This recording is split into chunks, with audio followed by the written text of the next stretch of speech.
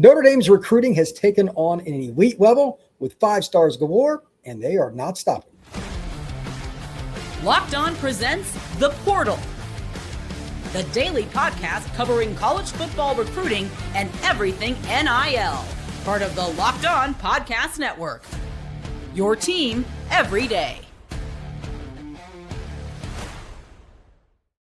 The Portal Podcast, where you get your daily recruiting, NIL, and transfer portal scoop. I'm your host, Brian Smith, longtime college football recruiting analyst. Thank you for making the Portal Podcast a part of your day each and every day right here on the nation's #1 podcast network, Locked On. Today's show is brought to you by our friends over at FanDuel. If you want to be right in the middle of the action this season, visit FanDuel.com. Place your NFL live bets all season long.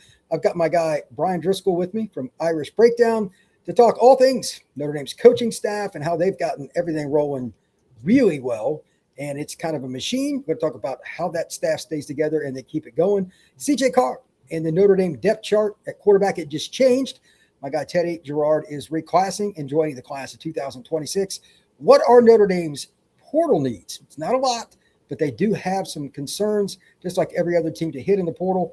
And finally, the big one, the 2026 recruiting class, elite players.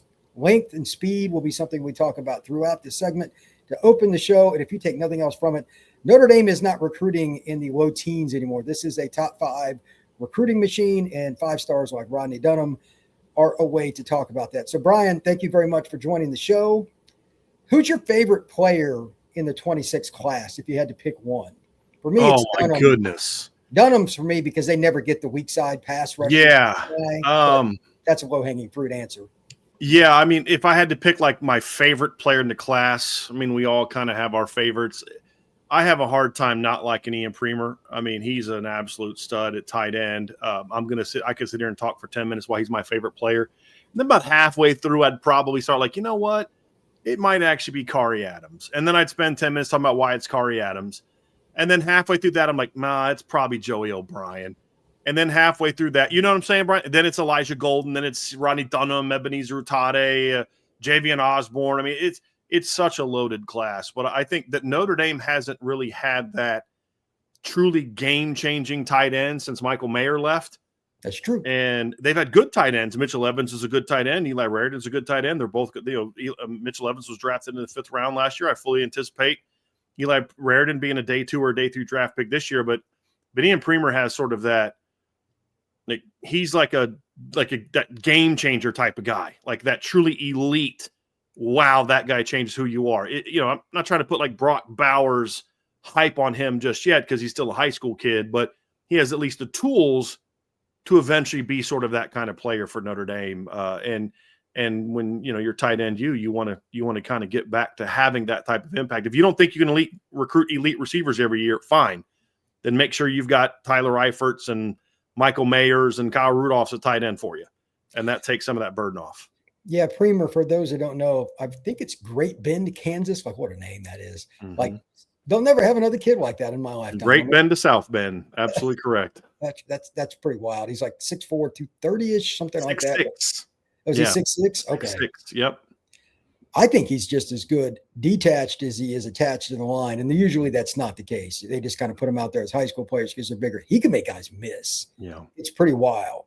So I hope that he does a good job right out of the gate because Notre Dame needs tight ends to stay healthy for this next year. First thing, they have been absolutely devastated in the last 2-3 years with injuries there. But I think he can play pretty early, especially when they spread it out because not many guys are going to guard him.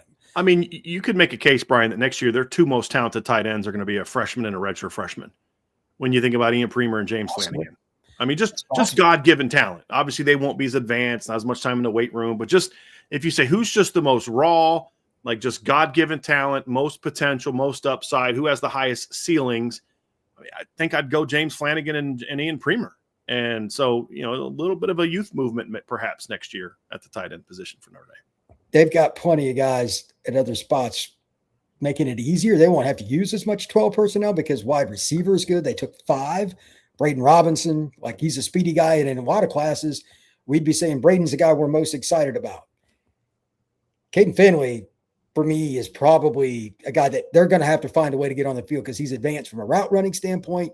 high pointing the ball. What do you have? 3 touchdowns at like 250 or something in the playoff game. Like his team lost somehow. He had 3 TDs and 200 plus, but he played at Aledo in the Dallas area. They know what they're doing at that program. I think he's going to walk in and play. You got Faison's little brother coming in. I saw Bubba Frazier play recently. Like they've got guys, and then they've got one of the greatest receivers of all time. His son's coming. Like, that's the unusual part. Talk to me about what you think about the wide receiver group and why was Notre Dame finally able to get a group like that? Well, I think CJ Carr helps. I mean, the one thing that Notre Dame sold is the offseason is I know we had to go through a battle in the spring and the summer, but on the recruiting trail, trust me, these coaches were selling CJ Carr as the future quarterback. I think that played a factor. Notre Dame's success on the field played a factor. And look, let's be honest, Brian, they benefited from the fact that it just so happened that 2 of the better receivers on their board were sons of NFL players, because that's an area where Notre Dame's had a ton of success because when you look at these NFL players, they understand how quick, and these aren't just like, sons of guys who were like played 3 years in the league, got a cup of coffee. They were on, I'm trying to think. What's the NFL scout? I'm drawing a blank of what the scout team is. Well, there's only like 5 guys on it. The practice squad. That's what I'm looking for. But like we're talking about guys that were legit good NFL players to great NFL players. When you look at Plexico Burress, Larry Fitzgerald, but Jermichael Finley, even if not for injuries, would have had an even more productive NFL career. They understand the importance of the other stuff besides football. Like even though maybe they didn't go through it as players, but once they get to the NFL, they understand. Like, look, this education piece is important. My career's over and I'm 35. You know what I mean? Like, and what you have to do with all this. And that's why you see Notre Dame have so much success, not just with NFL, like the sons of NFL players that went to Notre Dame, but NFL players and David Robinson's son came to Notre Dame and played Notre Dame out of college football. Torrey Hunter's son came to Notre Dame to play football at Notre Dame. I think they understand it. And so part of it's a little bit of luck, that you had two guys who had parents that that certainly benefited. But I think also the final piece is Mike Denbrock can say, hey, look what I did when I had, Malik Neighbors and Brian Thomas a couple years ago. Look at the success we had there. Oh, by the way, we also had this kid named Will Fuller into it. Yeah, it's pretty wild to me because there's so many different guys. God dang it, hit the wrong thing again. There's so many different guys that make this work for Notre Dame. You got the 2 kids that are NFL legends. And then you get guys, Faison, his younger brother is going to come. I've seen him play. He played for South Florida Express. Really, really good. You got Bubba out of South Georgia. That's random. And then on top of that, you get Braden Robinson, who a ton of schools recruited out of the Dallas area. Coach's kid. I mean, what helps with Braden Robinson? He's a coach's kid.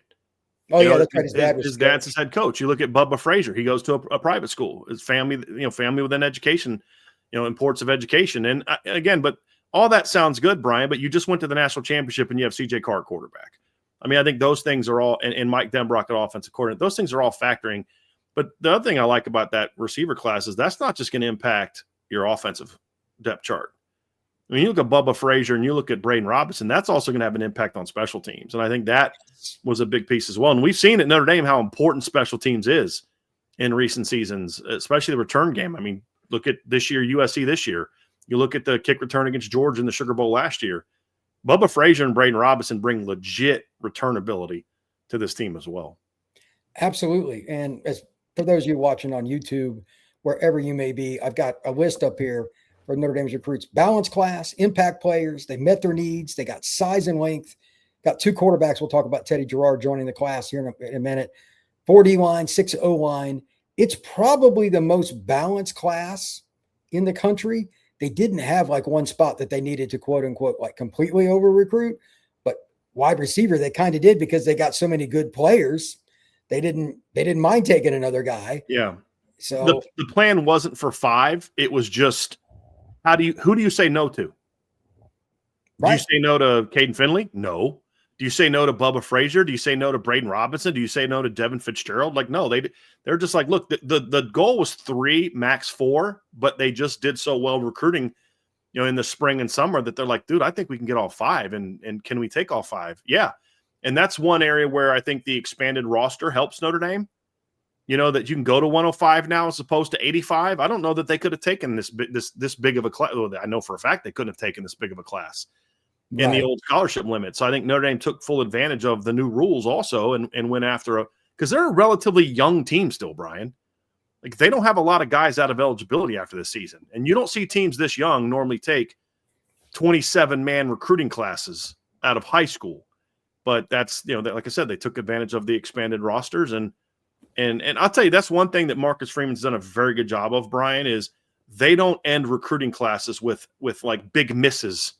I remember under the Brian Kelly era, it's like 2015, you've got this great this pretty good D tackle class, Jerry Tillery, Micah Treadway, Elijah Taylor, Brandon Tiason, but you signed no ends.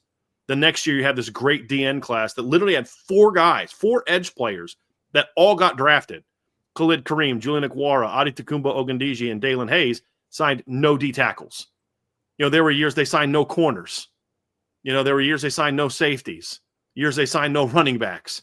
You haven't had that problem under Marcus Freeman. Balance has been the one strength they've had year after year after year.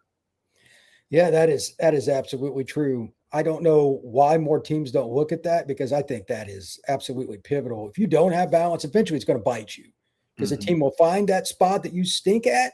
They'll just attack it over and over. Then it mitigates your talent at other spots. So it is pretty wild. When we come back, we're going to talk a little bit about the quarterback situation, who is Teddy Gerard, and more. That is next here on the Portal Podcast. Today's show is brought to you by our friends over at Wayfair. The holidays always show up faster than we expect, and if you're still putting together gifts, last-minute decor, or getting your home ready for guests, Wayfair has you covered. Whether you need a quick room refresh, new bedding, or those final season touches, Wayfair makes it easy to get what you need fast. Wayfair truly is your one-stop shop for everything home, decor, furniture, kitchen essentials, and gifts for every style and every budget, all delivered quickly and easily. I recently got a desk from Wayfair, and that was for me because that's what I needed to help me with my business. But if you just need something like pillows, if you need things for the kitchen, or if you need bedding for your kids, or a gift for somebody that you don't know what else to get, and you can find it on Wayfair because they've got a little bit of everything. Get last-minute hosting essentials, gifts, and everything you need for your loved ones, decor to celebrate the holidays for way less. Head to Wayfair.com right now to shop all things home. Wayfair.com. Wayfair. Every single style, every single home. Thank you once again for making the Portal Podcast a part of your day each and every day right here on the Locked On Podcast Network. Please like and subscribe. Let's talk a little bit about the opportunity with Notre Dame's quarterback situation. We actually timed this podcast by accident extremely well. Teddy Gerard is reclassing to the 26th class. I know Teddy very well. Really good player. That gives him another quarterback that can absolutely spin it. Noah Grubbs just won a state title, and I'm sure you saw that play at the end. That's one of those hilarious things I've ever seen in my life. Yeah. I was told by somebody there how that came back. I'll give more on that story later at a later date. But for them to even be in that position, let alone that play, is ridiculous. They were out talented by a mile. But to that end, you get 2 quarterbacks in this class. You got 10 linemen. You got 5 DBs. You only needed a couple linebackers because they've recruited it so well. There's really nothing in this class that, I mean, I could use another player at every spot. Don't get me wrong. Sure. But there was no spot I was like, they have to have something else there. And then they add Jarrard. Is there any way you see this not being a top 3 class by any measure, however you want to measure it? I mean, look, people are going to say, oh, you're the Notre Dame guy. You're the homer. Okay, fine. But On3 Rivals also has this as the number 1 ranked class in the country. It's number 2 on the whatever the industry rankings thing. But as far as their own personal ranking, it's the number 1 class. Even ESPN has it number 4. And ESPN has never been like overly kind to Notre Dame recruits and Northern recruits in general. But I mean, I don't know that there's a better class. There's like 3 or 4 classes that I look at are just like, okay, these are the best classes, however you want to rank them. And there's just no debate that Notre Dame is in there because, Brian, you and I have been friends over 20 years. We've talked a lot about this. There's really 3 things that you need to have an elite class, like a true gap closing, like you're on the same level as the everybody else.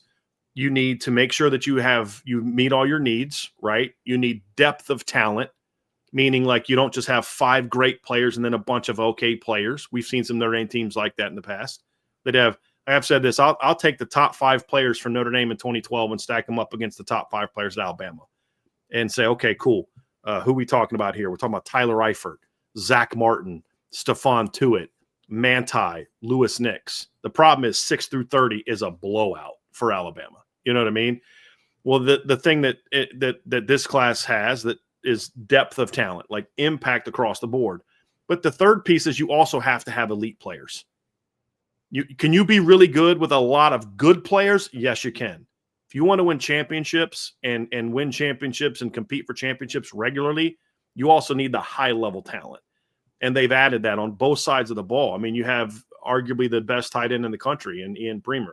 Not just my opinion. It's also the opinion of the recruiting services. You've got a legit top 100 caliber wide receiver coming in. You've got the best 1-2 punch at running back coming in. It was a debate with Texas A&M, but when Jonathan Hatton flipped Oklahoma, it's not a debate anymore. That's in my opinion, the best 1-2 punch at running back. You've got a 6-man offensive line class coming in with multiple top 100 players in it. And now you've got 2 really talented quarterbacks. And then, oh, by the way, Preston Frizel's a pretty darn good pickup for a lot of teams at tight end, and he's your number 2 tight end. Same thing on defense. You've got, arguably the best 1-2 punch on the edge in the country in Rodney Dunham and Ebenezer Utade, 2 top 30 national players by On3 rivals. You've got Elijah Golden and Tiki Hole at D-tackle, impact players. You've got arguably the best cornerback class in the country with Akari Adams, Aiden Pouncey, and Chaz Smith. And then you've got arguably the best safety in the country and Joey O'Brien coming in with Nick Reddish, who's a very underrated player. So it's like, where's the weakness? There isn't one. You got your numbers, you got your needs, but you also added impact players across the board. And here's the big thing, Brian, at positions you don't normally recruit elite big-time players. And that's a big, big piece of it. Yeah, wide receiver. Notre Dame's not been real good at it, being kind. Not recently, yeah. Defense. There was a time they were great at recruiting receivers. Yeah, like from 07 to like 15, 16.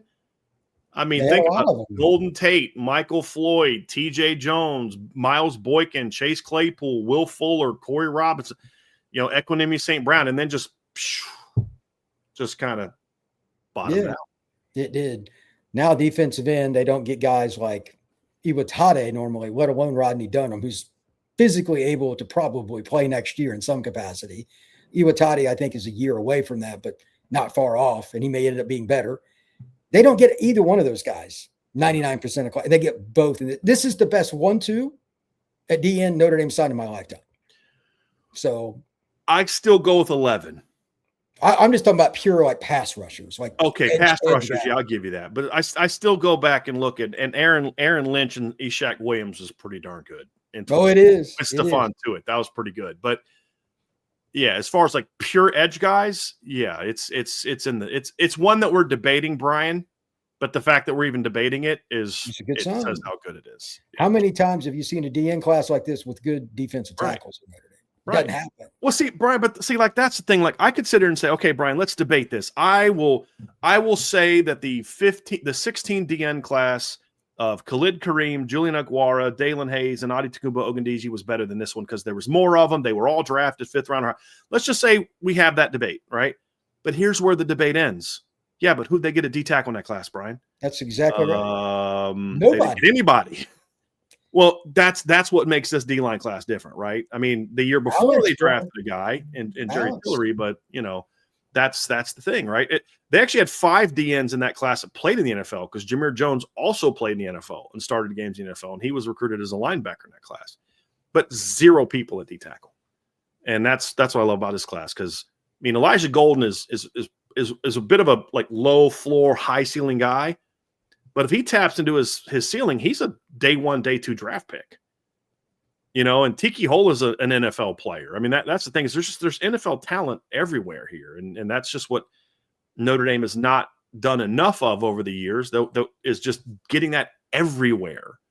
And that's what makes this class so good. Yeah, they really did a nice job. As for Teddy Gerard, I know him well, and I think it's good they got him in because barring something unforeseen, I will be shocked CJ Carr is back in 2027. That's my long-term projection. Hope I'm wrong, but he'll probably turn pro. Notre Dame wants as many bullets in the gun to fix it so they don't have to go portal. When you heard they were going to do that, what was your assumption with Carr? And Like, are you thinking along the same lines I am that CJ will leave after next year, or what do you think there? Because I get what Notre Dame's doing. Yeah, They're just trying to mitigate risk, which you can cross your fingers and wish upon a star and do all those things to hope CJ Carr comes back for a fit fourth year. But the reality is by the end of next season, he's probably got close to 30 career starts if Notre Dame has the kind of season that they think that they can have. And he'll have a ton of numbers. I mean, he's already set the all-time record in passer rating for a season. He shattered the Jimmy Clausen record from 2009. And when you shatter a record that Jimmy Clausen did in a single season, that's a pretty good year. And you look at him, he's going to arguably be the number one overall, pick consideration if he has the kind of season that Notre Dame thinks he's going to have. And it'll be him and maybe Dante Moore and, guys like that will be in the conversation, but like he's most likely a top 5 to 10 draft pick next year if he has the kind of growth that we think he's going to have. And if you're Notre Dame, you say, okay, well, we have to at least be prepared for CJ to go. And we don't want to go to the portal for a quarterback. So what's the best way to do that? It is make sure that you've got all your guys on the roster that you want to compete for that job on the roster now. So that way they all are able to put their best foot forward when that battle happens. And I think I've talked about this in our show at Irish Breakdown, Brian, is I think a lot of people see this and like, oh, that means the staff doesn't have faith in Noah Grubbs. Or that means the staff doesn't have faith in Blake Hebert. And I'll just say, well, look, I've talked to people at Notre Dame. You know who my sources are, Brian. No, they like both of those kids quite a bit, but they also like Teddy Gerard. And if Teddy doesn't come in until normal, he's a year behind Noah Grubbs from a development standpoint. There's no way he's going to be ready to compete for a starting job as a true freshman. You bring him in now, let him be in the strength program for a year, let him learn the system, let him run scout team, have to throw against Leonard Moore every day. He's going to be in a much better position to put his best foot forward to have a chance to win the job. And then Noah will be there and Blake Hebert will be there. So I think it's just really not so much about we don't have faith in Noah Grubbs or Blake Hebert, but about we want all the guys that we think can be that guy to be in the best position possible to fight for that job. And for Teddy, this was the best way to get him in position to be in the best spot possible. And look, I talked to, the family well. I had a chance to sit down with a family member from of Teddy's, and that's exactly what the pitch that Notre Dame gave them. There were no promises of you're going to be the guy. It was just you're going to get a chance to compete. I talked to a family member of Noah Grubbs. Hey, did you guys know this was coming down? Like, oh yeah, then Notre Dame told us. We knew exactly what was going to happen. They were upfront about it. And they told the Grubbs family the same thing they told the Jarrard family. This is what we think is going to happen at quarterback, and we want all the guys that we have recruited, that we believe in, that we think can compete for this job to be in the best position to compete for that job. And so I think it makes a lot of sense. I'm usually against reclassifying, to be honest with you, Brian. So am I. Teddy's a little bit older. He'll be 19. He would have been 19 when he graduates. He'll be 18 when he enrolls at Notre Dame. I understand the thing of, hey, look, is he going to develop better playing at North Cobb High School or playing against Leonard Moore and Drake Bowen and, guys like that every day in practice? And I think Notre Dame felt that was probably going to be the best thing for him from a development standpoint. And so did the family. And so that's why they made this move. But I think it solidifies Notre Dame's standing as the top class in the country, in my opinion, when you add a quarterback like this, because that was the one thing you could look at from a recruiting ranking standpoint, national ranking standpoint, is they just didn't have that stud quarterback. Now, I think Noah's a very good quarterback, but his recruiting ranking doesn't reflect that. But now you don't even have that to point to if you're going to try to nitpick this class. I agree. When we come back, we're going to talk a little portal and Notre Dame coaching staff. That is next here on the Portal Podcast. Today's show is brought to you by FanDuel. NFL Sundays move fast, one big play, and suddenly everything feels different. That's what makes live betting with FanDuel so exciting. You're not just watching the game, you're reacting to it in real time. With FanDuel, you can place live bets as the action unfolds, every drive, every momentum swing, every highlight moment. Live betting is best when the game starts to shift, a receiver gets hot, a defense tightens up, or the momentum flips after a turnover. FanDuel lets you jump into the moment. Live spreads and money lines adjust instantly. Player props update as guys heat up. You can bet touchdowns. You can bet on drives. You can bet on the results for half. Whatever you want to do, FanDuel is there for you. So if you want to be right in the middle of the action this season, visit FanDuel.com and place your NFL bets all season long. FanDuel, the game moves fast, and so can you. All right, let's get to the fun of trying to project Notre Dame's portal, which is about like trying to pull a needle out of a haystack. Even if guys like you and me that follow Notre Dame closely, there's always going to be some kind of surprise because that's the portal.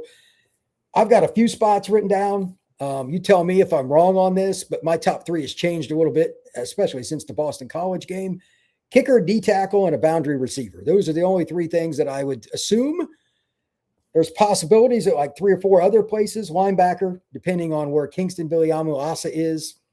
Maybe. I could see it, depends, but I don't know.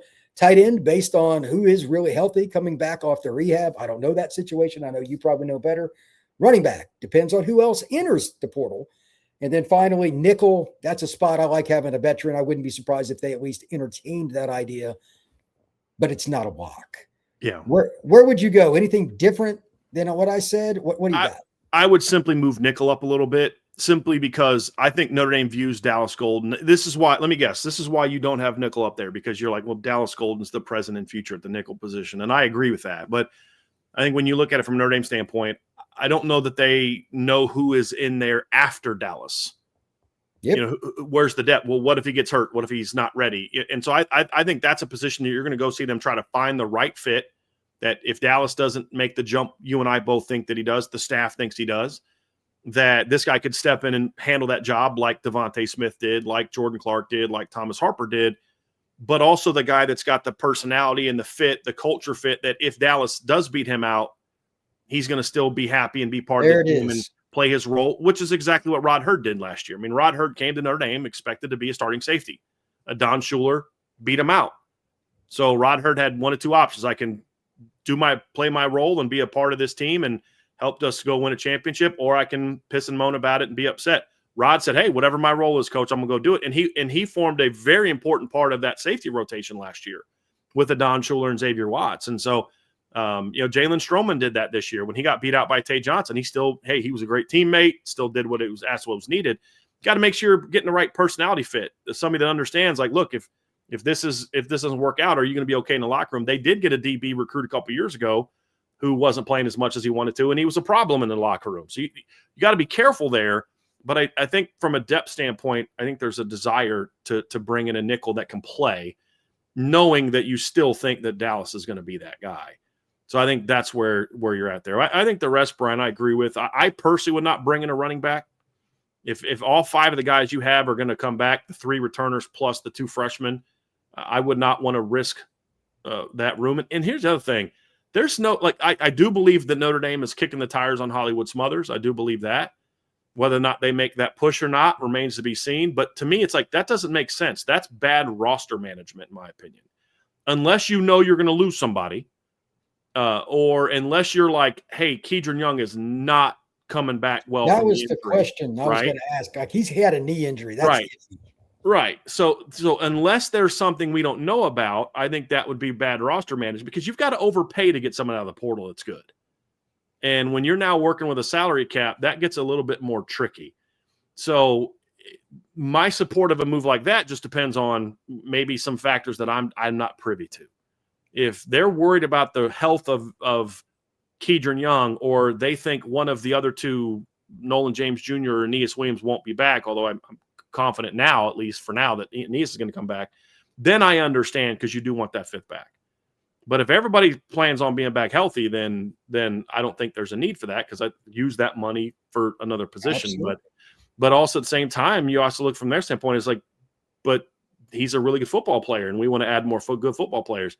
And I agree with that sentiment, but not at the expense of maybe creating issues in the locker room and harming your culture. That's why I think, 1 D tackle's good. I don't know that you need to. 1 receiver's good.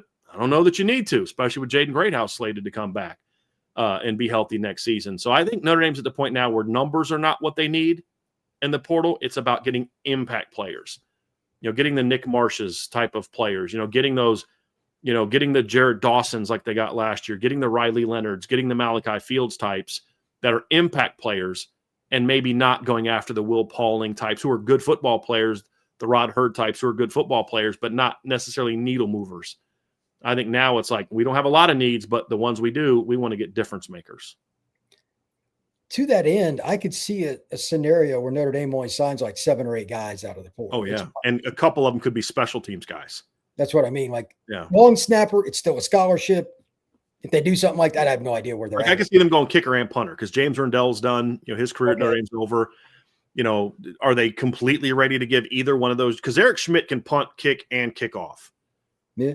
But are you ready to, as a true sophomore, give him all those? I wouldn't be. Plus you got to worry about his leg. And we've had 2 years in a row, we've had kickers get hurt at Notre Dame. So I would bring in one at both. And if he's your guy, great. But now you have backups. You have depth there. That could be 2 of the 7. I mean, I wouldn't be shocked if at the end of this whole thing, Notre Dame gets a running back, a receiver, a tight end, a D tackle, a DB, and two specialists. I wouldn't be shocked at all. It could be less than that, possibly too. Like you said, running back.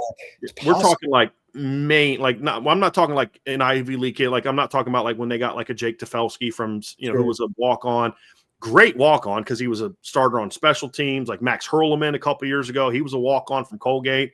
Ended up being a heck of a special teams player for you. Plays in the NFL now. Like I'm talking like the scholarship guys that they get out of the portal that are meant to come in and play. Yeah. Last thing, and I'll get you out of here. The coaching staff. Obviously, there was a lot of angst about Chris Ash. They've obviously mended that in some way, and I think personally that's more Marcus's defense now, and Ash just calls off his sheet. That's just my guess. But is there anything else? Like, is there anybody else? I know Bullitt took the Michigan State job. We saw that coming a year ago. Yeah. I mean, that was easy. He's a Michigan State grad. I get it. He should take that job. Is there anything else? Is there any rumblings or is there anything they need to do? This seems to be, at least from the outside looking in, pretty set. Yeah. Well, on Bulla, he's not just a Michigan State alum. He's a Michigan State legacy. Yeah, his family's strong. Brothers, dad, grandpa, like, you know what I mean? Like that, like with as he gave everything he had to Notre Dame, and he did a great job at Notre Dame. But if you popped him in the nose and he didn't punch it back, you'd look up and he'd had green bleeding out of his. I mean, you know what I mean? Like, let's be honest about that, right? Like, he bleeds green and white, and so I'm happy for him. I mean, I don't like losing an assistant coach, but if you know Max Bull at all, you know that this is kind of a sort of a dream come true situation for him and his family. But he did a great job. That's not a position I'm overly concerned about. Marcus Freeman struggling to find somebody. That's kind of his dead last. Like he's a linebacker guy. He'll find someone that knows how to coach that position, and I'm not worried about that. After that, it really comes down to, can you keep Mike Mickens or not? I mean, I think that's the big thing. Is there's still a lot of potential D coordinator openings out there. If one of those coaches decides, hey, I think this Mickens guy is ready for that role, that would be one that I'd be concerned about. I'm going to be honest. There's a couple coaches I wouldn't mind teams trying to poach, but we'll it's maybe a different conversation for a different day. But but I think Al Washington's pretty set. I think with Washington and Mickens, guys like that, they're not going to leave for another D-line job. They're going to leave.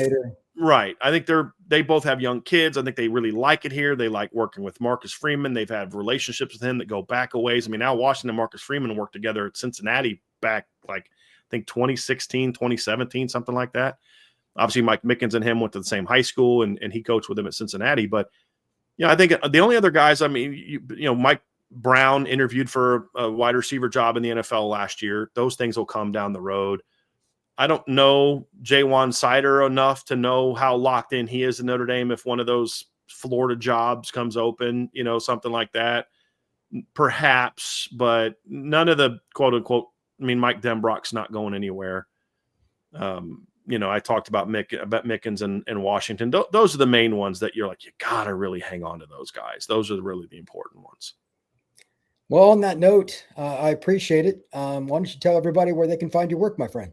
Irish Breakdown, everywhere you go to YouTube channel. You can obviously go to the Irish Breakdown YouTube channel, subscribe there. Wherever you listen to your podcasts, you can always type in Irish Breakdown. You'll see us there. You'll see this IB logo popping up.